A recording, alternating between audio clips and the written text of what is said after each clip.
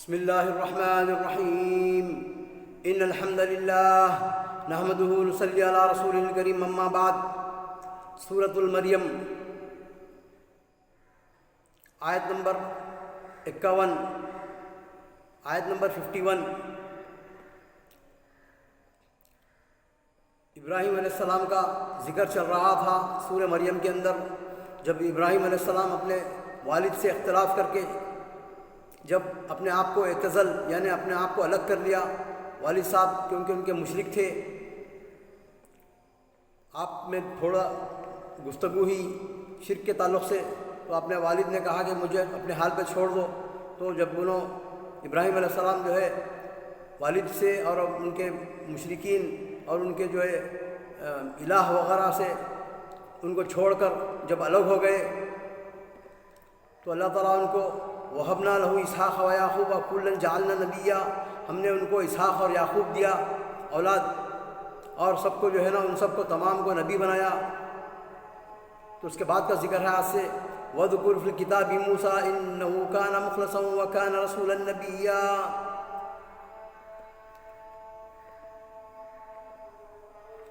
تو فرماتے ہیں اس قرآن میں موسیٰ کا ذکر بھی کیجئے جو چنا ہوا اور رسول اور نبی تھا۔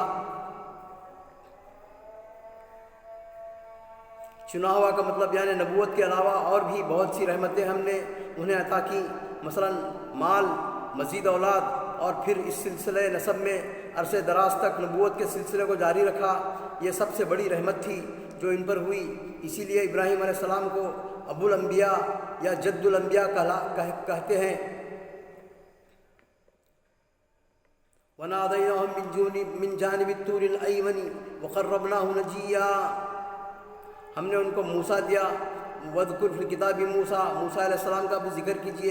إِنَّهُ كَانَ مُخْلَصًا وَكَانَ رَسُولًا نَبِيًّا، وہ جو ہے نا اللہ کے پاس جو ہے نا اللہ کے ہاں مخلص تھے، یعنی آپ کا ہر وہ کام اخلاص کی بنیاد پہ ہوتا تھا۔ مخلصاً وَكَانَ رَسُولًا نَبِيًّا، وہ رسول اور نبی بھی تھے، اور رسول اور نبی کے اندر فرق ہے۔ رسول اسے کہتے ہیں جو اپنے اللہ تعالیٰ ان کو جو ہے کتاب کے ذریعے بھیجتا ہے، جیسا توریت ہے، زبور ہے، انجیل ہے، قرآن ہے۔ تو صاحب کتاب جس پر کتاب نازل ہوتی ہے اس کو رسول کہتے ہیں، اور نبی اسے کہتے ہیں جو ان کا نائب ہوتا ہے۔ مثلا رسول کے بعد جو ہے جو بھی رسول بھیجے ہیں کتاب دے کر، اس کے بعد جب ان کا انتقال ہو گیا اگر، تو دوسرے شخص کو جو ہے دوسرے لوگوں میں سے آدم میں سے اللہ تعالیٰ ایک کو منتخب کرتے ہیں ان کا نائب، اسی شریعت پر یہ بھی عمل کرتے ہیں اور لوگوں کو ڈراتے ہیں۔ تو ان پر کوئی کتاب نہیں اترتی، بلکہ وہ اپنے سابقہ نبی جو تھے رسول ان کی اطاعت کرتے ہیں اور انہی کی شریعت کو جو ہے نا نافذ کرتے ہیں لوگوں پر۔ تو ہر وہ رسول نبی ہوتا ہے لیکن ہر نبی رسول نہیں ہوتا، یعنی رسول کا درجہ تھوڑا سا اونچا ہوتا ہے نبی سے۔ اللہ عالم، بعض مفسرین یہ کہتے ہیں وہ رسول اور نبی تھے۔ وَنَادَيْنَاهُ مِن جَانِبِ الطُّورِ الْأَيْمَنِ وَقَرَّبْنَاهُ نَجِيًّا، ہم نے اسے طور کی دائیں جانب سے ندا کی اور رازگوئی کرتے ہوئے اسے قریب کر لیا، یعنی آپ بہت ہی قریب سے بات کریں اللہ تعالیٰ سے موسیٰ علیہ السلام۔ وَنَادَيْنَاهُ مِن جَانِبِ الطُّورِ الْأَيْمَنِ وَقَرَّبْنَاهُ نَجِيًّا وَوَهَبْنَا لَهُ مِن رَحْمَتِنَا أَخَاهُ هَارُونَ نَبِيًّا، اور ہم نے اپنی رحمت سے ان کے بھائی ہارون کو ان کا جو ہے نا نائب بنا دیا۔ اب یہاں پر دیکھیے وَوَهَبْنَا لَهُ رَحْمَتِنَا أَخَاهُ هَارُونَ نَبِيًّا، ان کو اللہ تعالیٰ رسول کہہ رہا ہے اور ان کے بھائی کو نبی کہہ رہا ہے۔ وَاذْكُرْ فِي الْكِتَابِ إِسْمَاعِيلَ إِنَّهُ كَانَ صَادِقَ الْوَعْدِ وَكَانَ رَسُولًا نَبِيًّا۔ اب بعد کی آیت میں بھی اللہ تعالیٰ فرماتے ہیں وَاذْكُرْ فِي الْكِتَابِ، تم ان کو ذکر کیجیے اپنی کتاب کے اندر۔ وَاذْكُرْ فِي الْكِتَابِ إِسْمَاعِيلَ إِنَّهُ كَانَ صَادِقَ الْوَعْدِ، اسماعیل علیہ السلام کا ذکر کیجیے۔ إِنَّهُ كَانَ صَادِقَ الْوَعْدِ، وہ جو ہے نا اپنے قول و قرار میں پکا اور سچا رہتا تھا۔ إِنَّهُ كَانَ صَادِقَ الْوَعْدِ، وہ صادق تھے۔ وَكَانَ رَسُولًا نَبِيًّا، وہ رسول اور نبی تھے، کیونکہ ان کے پاس بھی کتاب بھیجا تھا اللہ تعالیٰ، وہ رسول اور نبی تھے۔ وَكَانَ يَأْمُرُ أَهْلَهُ بِالصَّلَاةِ وَالزَّكَاةِ وَكَانَ عِندَ رَبِّهِ مَرْضِيًّا، اور وہ حکم کرتے تھے اپنے گھر والوں کو اپنے اہل کو، اپنی رعایا کو، اپنی امت کو اور اپنے تمام ماننے والوں کو یامر اہلہ بالصلاۃ والزکاۃ، نماز پڑھنے کی اور زکوٰۃ دینے کی، وکان عند ربہ مرضیہ، اور وہ اپنے رب کے پاس جو ہے نا راضی بندے تھے، اپنے رب سے راضی بندے تھے۔ وہ اپنے گھر والوں کو برابر نماز اور زکوٰۃ کا حکم دیتے تھے اور تھا بھی، اور وہ تھے بھی پروردگار کی بارگاہ میں پسندیدہ اور مقبول تھے۔ وَذْكُرْ فِي الْكِتَابِ إِدْرِيسَ، اور یہاں پر ایک نقطہ ہے، وَذْكُرْ فِي الْكِتَابِ إِسْمَاعِيلَ إِنَّهُ كَانَ صَادِقَ الْوَعْدِ وَكَانَ رَسُولًا نَبِيًّا وَكَانَ يَأْمُرُ أَهْلَهُ بِالصَّلَاةِ وَالزَّكَاةِ وَكَانَ عِندَ رَبِّهِ مَرْضِيًّا۔ تو ایمان کے بعد یہاں پر بھی جو ہے نا اللہ تعالیٰ نماز کو اور زکوٰۃ کو جوڑ دیے ہیں۔ تو بغیر نماز پڑھے کے، بغیر تمام اوامر کو بجا لائے کے انسان کا ایمان مکمل نہ ہوتا۔ وَذْكُرْ فِي الْكِتَابِ إِدْرِيسَ إِنَّهُ كَانَ صِدِّيقًا نَبِيًّا، اور ذکر کیجئے ادریس علیہ السلام کا، اور اس کتاب میں ادریس کا بھی ذکر کیجئے، وہ بھی نیک کردار پیغمبر تھے، ہم نے انہیں بلند مقام پر اٹھا لیا۔ وَرَفَعْنَاهُ مَكَانًا عَلِيًّا، وَرَفَعْنَاهُ مَكَانًا عَلِيًّا، یعنی بعض علماء، بعض مفسرین و مفقہین کہتے ہیں کہ وہ بھی جو ہے عیسیٰ علیہ السلام کی طرح آسمان پر اٹھا لیے گئے، لیکن راجح و اقرب قول یہ ہے کہ وہ بھی یعنی شرف اور ان کرم، شرف کی بنیاد پر ان کو اللہ تعالیٰ ان کو اتنا شرف دیا کہ وہ مقام عالی دیا، عطا کرا ان کو، ہم نے اسے بلند مقام پر اٹھا لیا۔ یعنی کہتے ہیں ادریس علیہ السلام آدم علیہ السلام کے بعد پہلے نبی تھے، اور نوح علیہ السلام کے یا ان کے والد کے دادا تھے، انہوں نے سبھی سے پہلے انہوں نے ہی سب سے پہلے کپڑے سیے۔ رفعت مکان سے کیا مراد ہے؟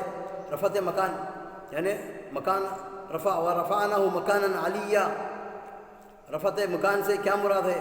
بعض مفسرین نے اس کا مفہوم رفع الی السماء سمجھا ہے، عیسیٰ علیہ السلام کی طرح انہیں بھی آسمان پر اٹھا لیا گیا، لیکن قرآن کے الفاظ اس مفہوم کے لیے صریح نہیں اور کسی صحیح حدیث سے ثابت نہیں ہے۔ أولئك الذين أنعم الله عليهم من النبيين من ذرية آدم وممن حملنا مع نوح ومن ذرية إبراهيم وإسرائيل وممن هدينا واجتبينا إذا تتلى عليهم آيات الرحمن خروا سجدا وبكيا۔ وہی لوگ ہیں جن پر ہم نے انعام کیا ہے نبیوں میں سے اور نبیوں کی اولاد میں سے، من ذریت آدم، اور آدم علیہ السلام کی دوسری اولاد میں سے، وممن حملنا مع نوح، اور جو نوح علیہ السلام کے ساتھ وہ کشتی میں جو تھے، تمام پر ہم نے انعام اکرام عطا کر ان کو شرف دیا، ان کو کرم سے نوازا۔ حملنا مع نوح ومن ذریت ابراہیم، اور ابراہیم کی اولاد میں سے، وہ اسرائیل کی اولاد میں سے، وممن ہدینا، اور ان میں سے ہم ہدایت دیے، وجتبینا اذا تتلی علیہم آیات الرحمن خروا سجدا وبکیا، اور ان پر جب قرآن کی آیتیں اور جو بھی ان کے پاس کتاب تھی اس کی آیتیں پڑھی جاتی ہیں تو وہ خشیت الہی سے ڈر کر روتے ہوئے سجدوں میں گر پڑتے ہیں۔ یہی وہ انبیاء ہیں جن پر اللہ تعالیٰ نے فضل و کرم کیا، جو اولاد آدم میں سے ہیں اور ان لوگوں کی نسل میں سے ہیں جنہیں ہم نے نوح کے ساتھ کشتی پر چڑھا لیا تھا، اور اولاد ابراہیم اور یعقوب اور ہماری طرف سے راہ یافتہ اور ہمارے پسندیدہ لوگوں میں سے ہیں۔ ان کے سامنے جب اللہ تعالیٰ کی آیتوں کی تلاوت کی جاتی ہے تو یہ سجدہ کرتے ہوئے روتے گڑ گڑاتے گر پڑتے ہیں سجدے میں۔ فخلف من بعدهم خلف اضاعوا الصلاة واتبعوا الشهوات فسوف يلقون غیا۔ پھر ان کے بعد ایسے ناخلف پیدا ہوئے، انہوں نے نماز ضائع کر دی اور نفسانی خواہشوں کے پیچھے پڑ گئے، سو ان کا نقصان ان کے آگے آگے آئے گا۔ دیکھیے انسان کے گمراہ ہونے کے لیے پہلی سیڑھی کیا ہے؟ نماز چھوڑ دینا۔ تو اللہ تعالیٰ کیا بول رہے ہیں؟ تمام لوگوں پر ہم نے کرم کیا، ان پر جو ہے نا احسانات کیا، اور ان کو جو ہے نا بہترین امت بنایا، بہترین لوگ بنایا، بہترین وہ ان کی صفات یہ ہے کہ اگر ان کے اوپر کتاب ان پر آیتیں پڑھی جاتی ہیں، تلاوت کی جاتی ہے تو روتے ہوئے، ڈرتے ہوئے، گڑ گڑاتے ہوئے اور جو ہے نا خشیت سے سجدے میں گر پڑتے ہیں۔ اس کے بعد ان کے مخالفین. تو اس کے بعد جب وہ بندے جب چلے گئے، انتقال ہو گیا زندگیاں گزار کرنے کے بعد، اس کے بعد فخلف من بعدہم خلف، اس کے بعد چند صدیوں کے بعد ایسے لوگ پیدا ہو گئے، فخلف من بعدہم خلف اضاعوا الصلاوات، یعنی نمازیں چھوڑ دیے. آج ہمارا کیا حال ہے، ہمارا مسلمانوں کا نام نہاد مسلمان جو ہے کیا حال ہے؟ مساجد جو ہے نا خالی ہے، مؤذن 5 مرتبہ حی علی الصلاۃ حی علی الفلاح پکارتے ہیں، بس لوگ اپنے اپنے کاموں میں مگن، کوئی کسی کو فرصت ہی نہیں ہے اللہ تعالیٰ سے جو ہے نا رجوع اللہ کرنے کی، اللہ تعالیٰ سے توبہ کرنے کی، استغفار کرنے کی، اور اللہ تعالیٰ کا اللہ کے گھروں کو آباد کرنے کی کوئی فکر ہی نہیں ہے. فخلف من بعدہم خلف اضاعوا الصلاۃ، تو اس میں سے بعض لوگ جو بعد میں آئے ان کے نمازوں کو ضائع کر دیے. واتبعوا الشہوات، اور شہوات کے پیچھے پڑ گئے. آج ہمارا کیا حال ہے، ہم بھی شہوات کے پیچھے پڑے ہیں. اللہ المستعان. الا من رحم اللہ، اللہ کے بعض اللہ تعالیٰ جن پر رحم کیا ہے وہ نہیں کرتے ایسا، لیکن اکثر مسلمانوں کا حال یہ ہے کہ وہ نمازیں چھوڑ دیے ہیں. فخلف من بعدہم خلف اضاعوا الصلاۃ واتبعوا الشہوات فسوف یلقون غیا، پس تحقیق کہ وہ ہمیشہ آخر میں قیامت کے دن جو ہے نا اس کا بدلہ ضرور پالیں گے. اللہ تعالیٰ سے دعا ہے کہ ہم کو قرآن پڑھنے کی، سمجھنے کی، عمل کرنے کی اور صحیح دعوت و تبلیغ کرنے کی توفیق عطا فرما. وآخر دعوانا الحمدللہ رب العالمین.